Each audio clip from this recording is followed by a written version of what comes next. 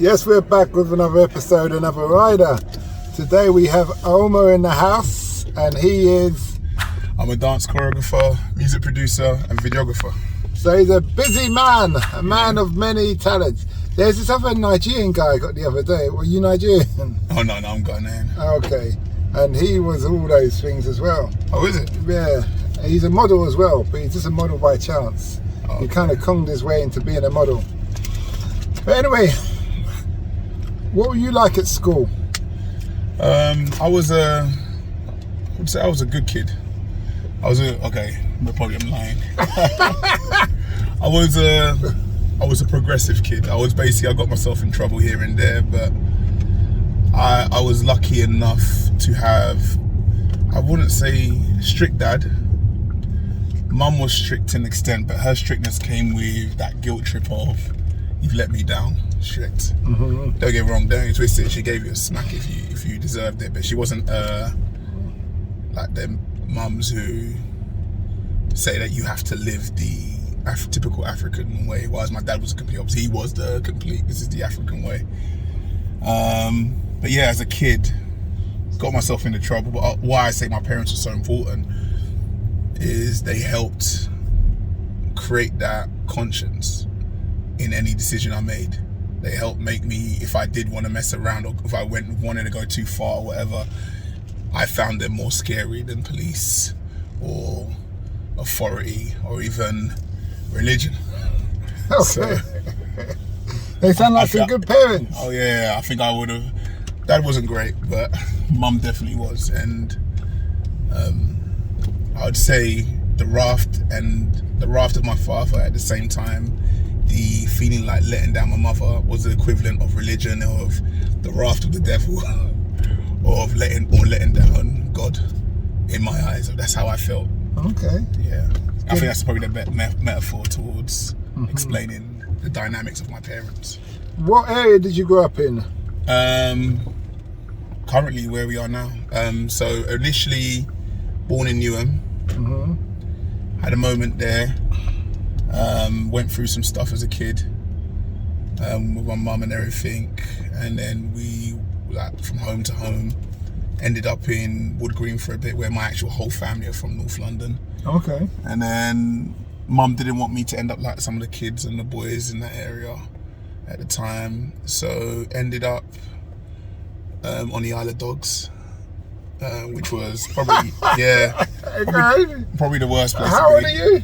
I'm 36. Okay. So I was around the time when BMP was rife. Yeah. And so she took you. Okay, this is an interesting. Yeah, she took me to that area. I think maybe she had to fight the white people instead of to fight being amongst. Obviously, if you know how London was being carved up, Peckham was being put all the African guys, Brixton was all the Caribbean, North was very similar, the Turks in one area, the Jewish community in one area, the Asian in one area, the blacks in certain areas, away from everyone who was white before, without making it too something racial, before the white folks decided to run away to Essex and Kent to get away from us. But so I don't think she realised how white the area she was taking me to at the time. It's not, obviously now it's very kind of racially mixed, maybe predominantly more Asian than mixed. At the time I grew up, went and go to school in that area, but fast forward, I think she realised and decided to come move down here. Maybe, I don't know how much racial things they dealt with, but it was very clear that there was more BNP supporters in that area. And this area was becoming more progressive with more of the Asian community around Popular and all that stuff. So then she moved here, and then I've grown up ever since in this area. And how was that living amongst the Asians? The Bangladeshis are really, I call them Bengal boys. Yeah. They're really territorial. I think being black was probably more easier than your average white kid. Because the Asian kids were very ignorant, so they thought half the time we were all smiling. All the black kids they did see. Is it? Yeah. Okay. And that kind of goes wrong because that sounds like I'm saying smiling as I'm black, but it was. I never even looked at it like that. No, yeah, but as a kid, it was very. It shows you how much systematic government carving up of our culture and ethnicities that a lot of black people. It's the same thing with the Caribbean and the African dynamics, isn't it? Well, you were born here. Yeah. Okay. Now, there's a couple of questions. What springs to mind is, do you think that was purposely done by the government to put people in their cultural background in their communities, or do you think it's when a wave of people come over, they put them in a Pacific, where the housing is available? So like now you have a load of South Americans in Elephant Castle and Stockwell. Well, it's the same thing in Newham. You have a load of Angolians who are Portuguese. Oh, okay. Portuguese. So a big Portugal. And that's where the new housing is, isn't it? I wouldn't say new housing, where council has been allocated to deal with the influx. Yeah. Same thing you find in places like Derby. You'll see a lot of refugees from Syria. Okay. And stuff like that, and you'll find. So yeah, I do think partly that is part of it. I think there's a bit of, you can say there's a partial something underneath it, whether it's called conspiracy behind it. But I think also, I think what the governments did to the areas, there's things more behind that. But in terms of the influx of where people ended up, I think a lot of it, is to do with migration. Yeah, because what I would look at is that obviously the Caribbeans came here first. Yeah. So we're in from the Notting Hill to the Brixton. Well, this is the funny thing. And then as the next available area is Peckham. No, but this is the funny thing. A lot of people don't know. African descent also was here. Some were actually here way before. Go on. But it wasn't ever spoken about. Are we talking about slave? Are we talking about No. Slaves, with slavery, but also to do with the importing of African people as servants, which was kind of past slavery, but more becoming more of a like you have everyday servant for the Queen and stuff like that, and you have people black. That's why I always find, I think that's going to be the next wave in 50 years' time. Of now that conversation is going to be had, because right now I think the conversation is now finally being had is the Windrush conversation, but I think a lot of the conversation to do with the Commonwealth via the African influx. You mean the direct African influx? Will soon be had. I think it's the reason. Was it significant? Because I think it was more significant due to the circumstance of how the event was put on. In other words, seeing the boats come from the Caribbean to the UK shores. But I don't think it was any much more different seeing the influx from Africa and Ireland, two countries that I feel sometimes don't get any seeing or conversation about, because right now we're still trying to deal with the injustice of way UK treated the Caribbean Caribbeans' arrival to this country. So yeah, I would say as a Caribbean, it's a bit more than just about how they treat us arriving here. It's also how the mindset.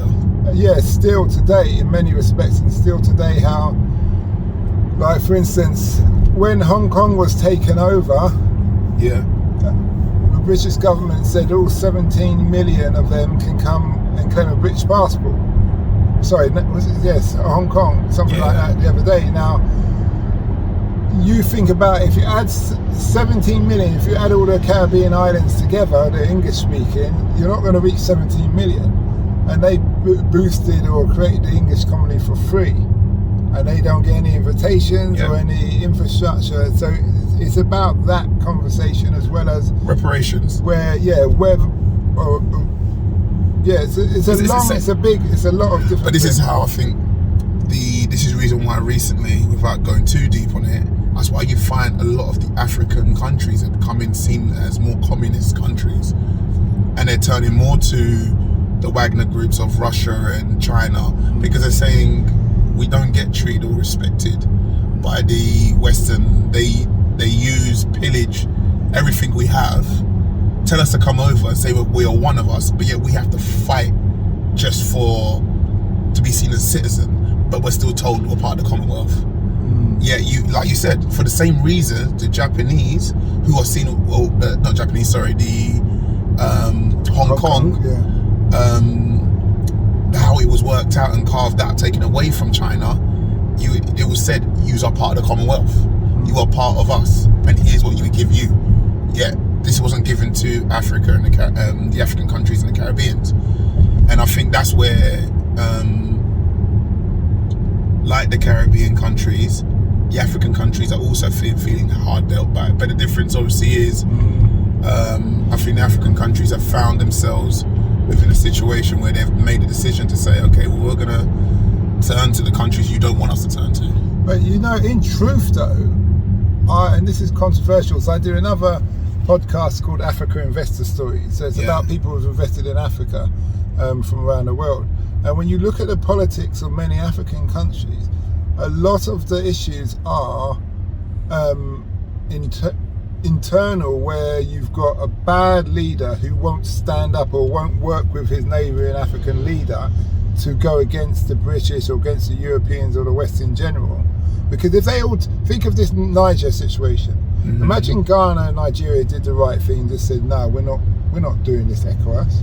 We're not going to go against our own race, some of the neighbouring tribes and all these things. Then the West just have to sit down. Because they can't fly, you can't fly. I used to be in the military, you can't fly over someone's airspace if they don't give you permission. And you don't want to fight the whole area of that Western Africa, but because you've got some bad leaders or weak leaders, you're in that dilemma. Which I think, because the problem is with Ghana and Nigeria, Ghana is my original country. The problem with these countries is they want to be seen as progressive. It's probably the right word. I don't want to say they are Western lovers, but they want to be seen as progressive for their people, and they want to bring more investment to their home shores without being stuck in debt, which China has done to many other countries on the east sides of Africa, with the attempting to do the same to the west by putting interest rates that people can't pay for the next 100 years, which is not, let's not stick on China alone, because that's what the West did. What I would say, like Haiti, what the France have done to Haiti. Yeah, but what I would say to that statement is, you only take the deal that you choose to take as a leader.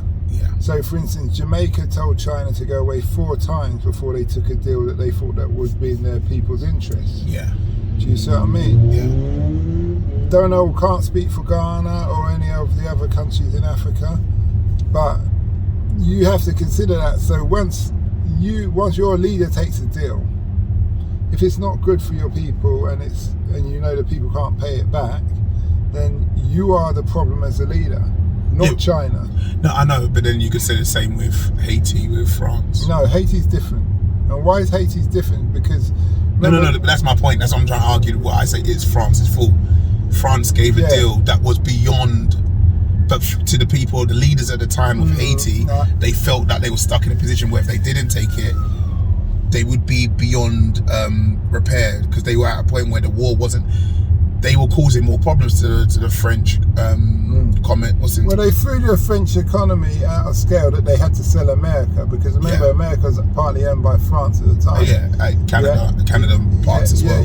So I would say, and I do hear what you're saying. I would say, and we've gone totally bypassed the modelling and the music industry here, but I'd say, especially in those times where people weren't highly educated, they're only a small minority of people, because remember, everybody's been thrust together as different tribes.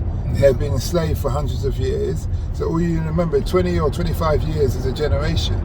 So for 300 years, it's like what, 15 generations. And now you've managed to fight just for decency. You've kind of bankrupt the French without them realizing, and now they're saying, this is what we're offering you. Does the leader understand? Is he that educated? What's that situation? But there was an issue between the two leaders that were in charge of Haiti at the time. So there was that. So when you already have a Game of Thrones happening inner, it doesn't help to try and fight on the two fronts when the French have clocked this and then exploited this. Obviously, this is talking hundreds of years ago now. They exploited this opportunity. But you know what I think on this situation is? I look at Haiti's situation. I look at many black people's situation around the world, whether it's down in Fuji or Papua New Guinea, the Aborigines, you know, with us here and the black people in South America. And I always look back at Africa as the answer for everything. And when I say Africa, because in Africa there's the natural resources.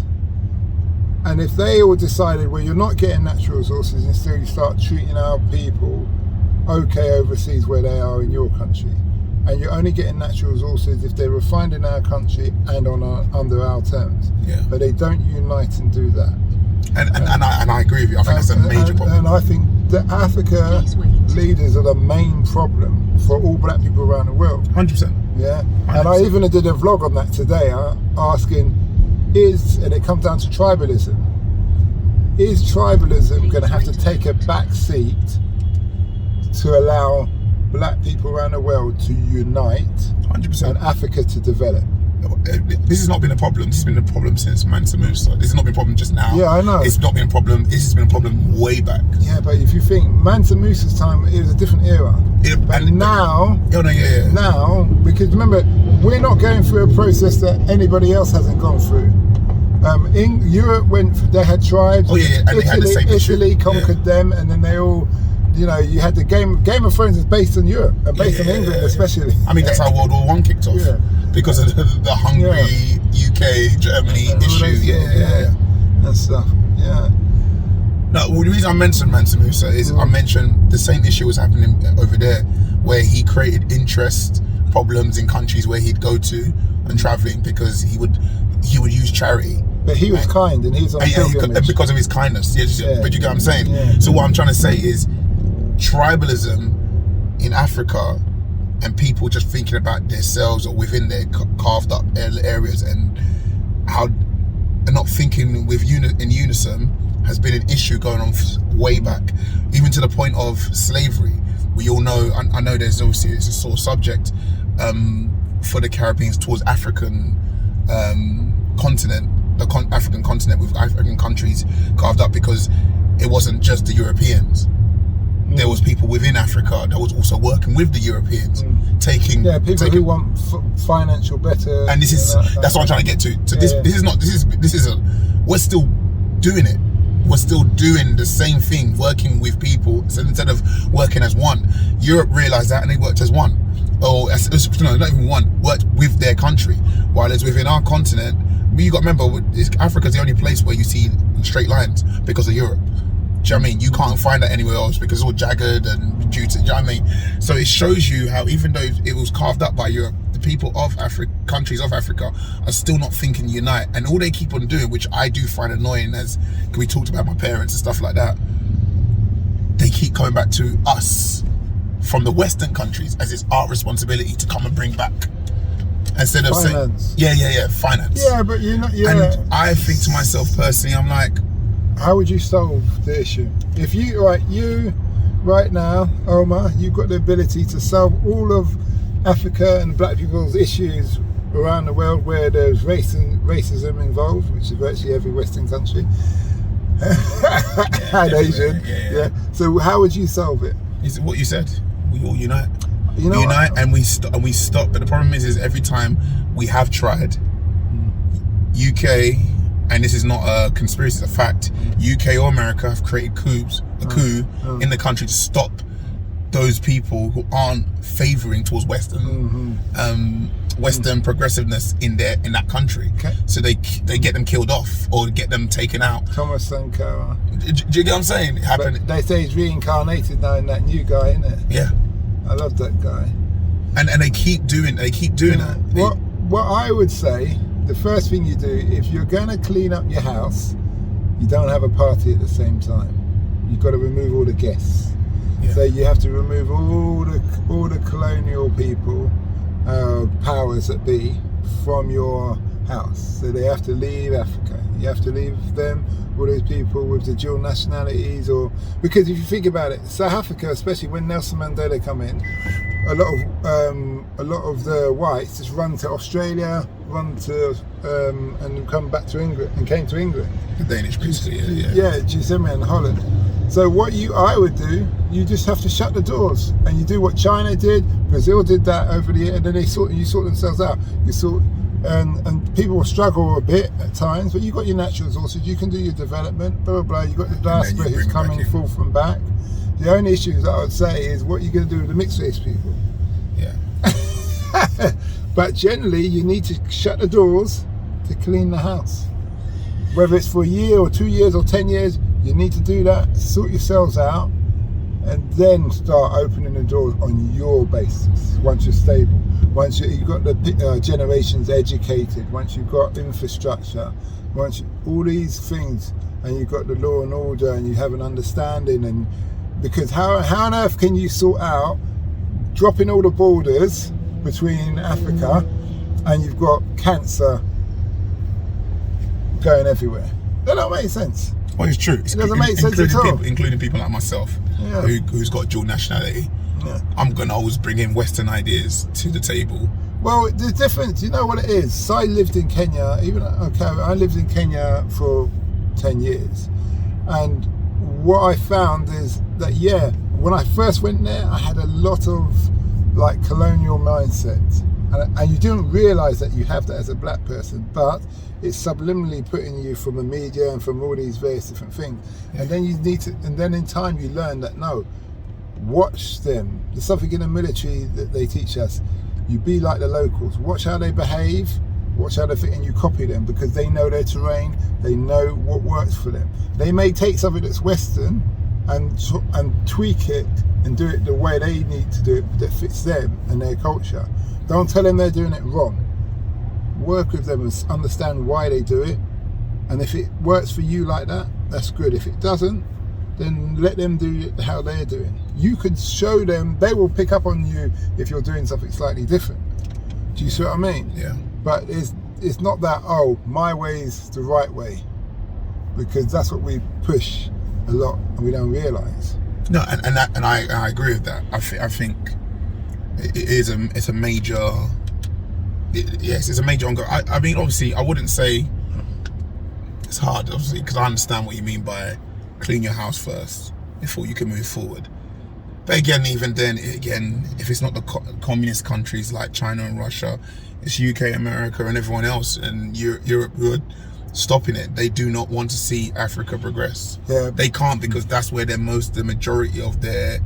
How do you think the nuclear bomb was created? Yeah, but if you think about this, and I was saying this to we have a WhatsApp group of Jamaicans living in Kenya, and I said, what is strange is that throughout Africa there's no weapons company.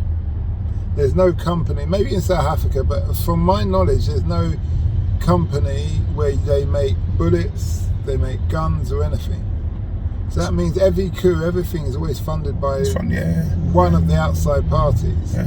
Now, for a start, they need to develop their own stuff, but at the same time, to shut the doors, you can't shut doors if you haven't got protection. Yeah. And if you're not manufacturing anything.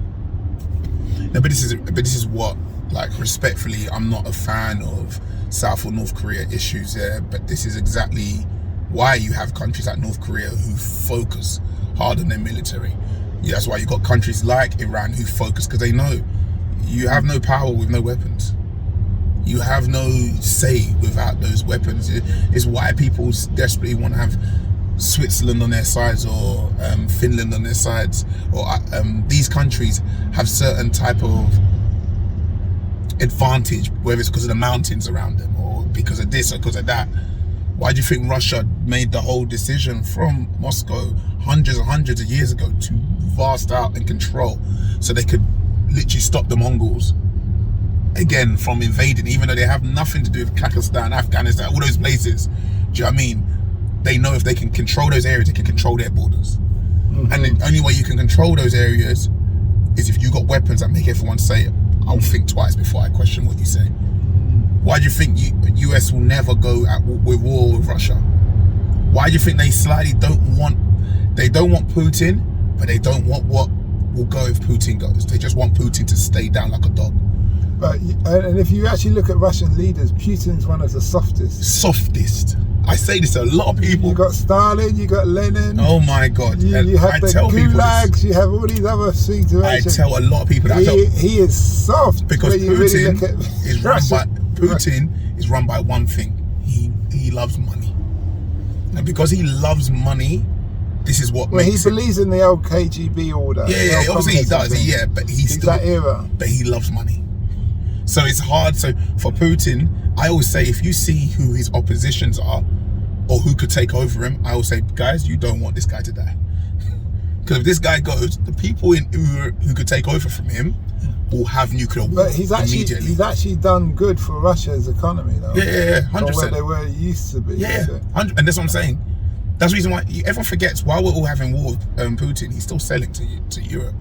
He just minimized how much he's given to oil, to gas to us now. We're still getting it. Everyone forgets we're still receiving it. Well, the pipeline's blown up. Well, it's some, but not all of it. He's still having some, and that's the reason why he's making deals with North Korea, with China and everything, because he knows eventually he could lose it, and it would take away the power. Hence why even Europe and everyone else are trying to find new places. Well, they're trying to do it from Nigeria through Niger. Yeah, through Nigeria, through Saudi Arabia, stuff like that. But Saudi will be selling their oil in different currencies soon. Yeah. That will be interesting for America. Yeah, but this is the reason why they're in. Because obviously, if you know about the weapons thing, it's a show of play. It's a proxy war they're having to show chess and say, well, look what we have. Be careful what steps you make. Do you get what I'm saying? And because even though we're in, say, North Korea's military, we know North Korea's marches and everything are for show because they still have dated weaponry. Do you know what I mean? Some don't even have GPS on it still. But you know what I learned from fighting in Afghanistan?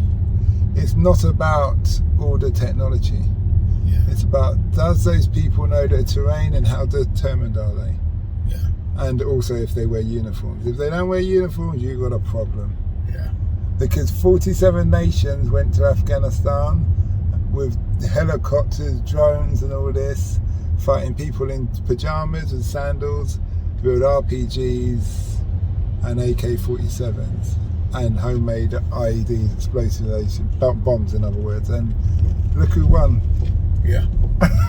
Do you see what I mean? Yeah, but they're determined. Yeah, but it's the same issue that happened with Japan. Hence the Hiroshima bombing and with Big Boy and Little Boy from the Manhattan Project. It was the same concept. They realized it would cost them millions. Yeah, it's what Russia's realizing now. They know they could beat Ukraine, but they know it's going to take forever. And now they're worried because they're thinking this is not what they expected. They did not. They thought, because it was apparently, you see the guy, his war people, Putin's war people, who told them they would open them. They will come in with open arms, and they will be welcome them with open arms. That didn't work out. No, but I had some different version, and the version I understand is that they went to. They wanted to go in full heavy and blitz that place, because as an ex-military person, I said that city don't look like it's really under attack. Yeah. If you see what I mean, which to me was. Oh, you forgot here. Yeah. Okay, which to me is strange. Yeah. But Putin, a lot of those people in eastern Ukraine are Russian, and he didn't want to. He didn't want to kill a lot of his own supporters, and then it's gone. Obviously, Europe's supporting them, so it's going to all be peak time. I would have just blitzed them if I was Putin, but then I'm not Putin. I probably wasn't Putin. But yeah. But then this is what I say. Yeah. I make a joke. Obviously, I finish off because we could go into those. People say things about Trump, and I said Trump is literally your everyday human, because this is why I would never be a leader, because my mindset is similar to yours. I would think, fudge it. Just go in and do this. And this is why some people are made leaders and some people aren't made leaders, because I would press the red button. Do you know what I mean? I wouldn't need to nuke them. No, nuke them. When I say red button, I mean as in deep red button as a metaphor carpet bomb them. Yeah. I send them back to the Stone Age. Yeah, my metaphor being is I would go the distance where some are more political thinking. But then you don't know, is that worse? Because some of them, they go so manipulative, you go, well, that's evil. Do you get what I'm saying? Because they do it in another way that you go, wow. So, well, that was a great interview. Great comment. Sorry we didn't talk about music. I don't know how that happened. But anyway, if people want to follow you on YouTube about music or anything, so it's music, videography. Just type Omar IMD, or just literally say we're all over Google. My dance crew, you wouldn't believe that I'm on normal TV shows like Britain's Got Talent and stuff. I thought we had to grab you again for another interview. Yeah. All right, then. Cool. We hope that episode enhanced your life. We post an interview every day, as well as vlogging on our social media channels. Don't forget to subscribe to get our latest episode.